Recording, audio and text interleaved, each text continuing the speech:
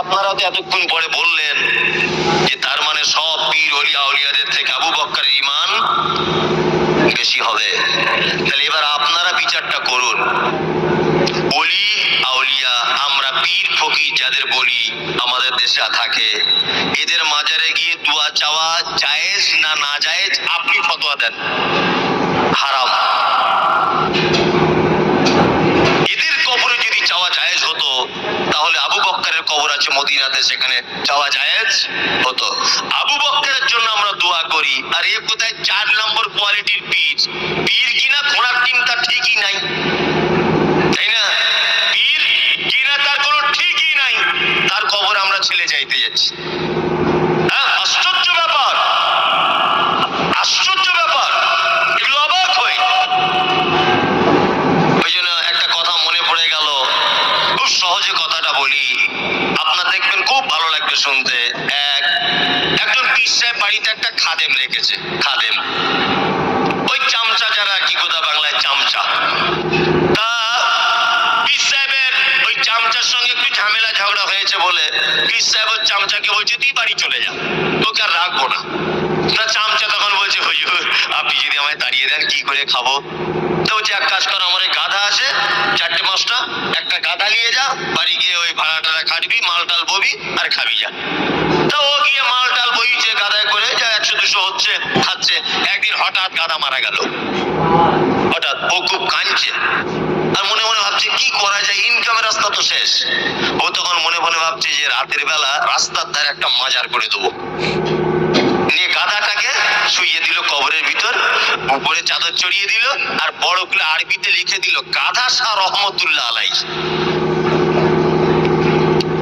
রাতারাতি পীরের মাজার। আগের যে পীর যার কাছে থাকতো ওর কাছের থেকে এর কাস্টমার বেশি হচ্ছে, মানে আশ্চর্য পীর তো, রাতারাতি পীর। আর ওর প্রথম পীরের কাস্টমার হয়ে গেছে।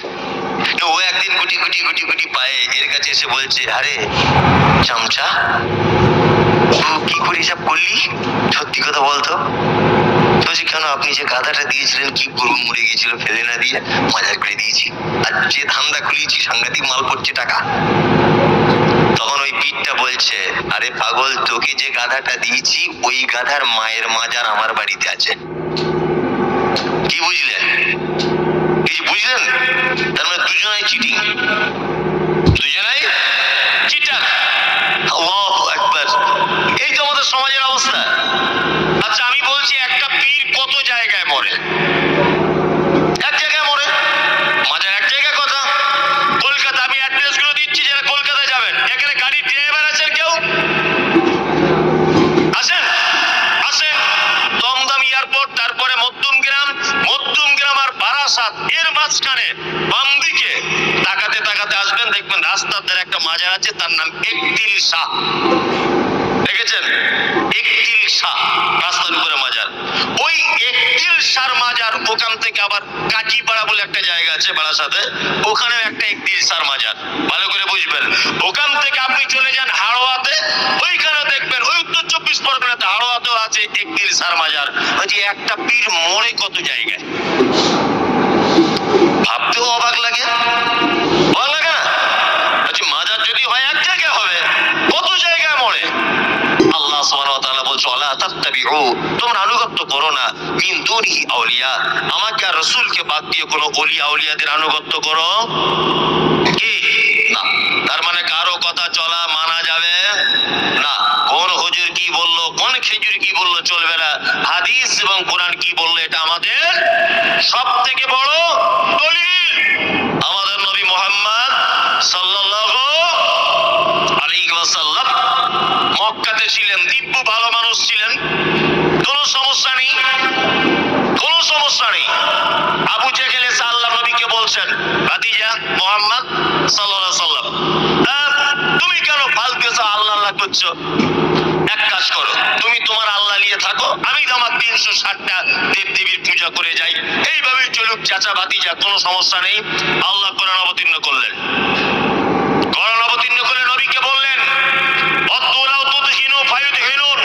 তারা চাই আপনি একটু নরম হন, তারা চাই আপনি একটু মানে শীতল হয়ে যান, তাহলে তারা তাদের মিথ্যাটাকে আরো বেশি করে প্রকাশ করবে। নবী